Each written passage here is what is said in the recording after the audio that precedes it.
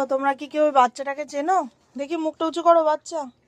এই বাচ্চাটাকে কি তোমরা কেউ চেনো? বাচ্চাটা কত পড়াশোনা করে দেখো, পড়ছে, এই লিখছে, আবার পেন্সিলের পেছনে যে রাবারটা আছে এই রাবার দিয়ে মুছছে। এই পেন্সিলটা কালকে ওর পাপা এনে দিয়েছে। তুমি দেখি এদিকে তাকাও, তুমি কি বড় হয়ে বিদ্যাসাগর হবে? বিদ্যাসাগরকে কোনো সময় বলে বলে পড়তে বসানো হয় না, কিন্তু তোমাকে কন্টিনিউ বলতে হয় পড়তে বসার জন্য। এগুলো ঠিক না, বুঝতে পারলে?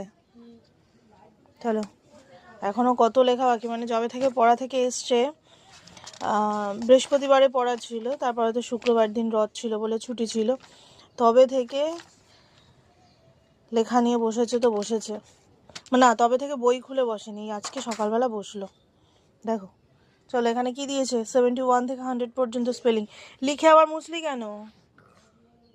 চলো কন্টিনিউ করো, কন্টিনিউ করো।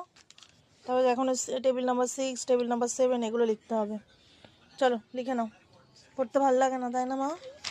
হ্যাঁ তাকাও, পড়তে ইচ্ছে করে না, না? পড়াটা যে কি আবিষ্কার করেছে। মুছো না, মুছো না, লেখো।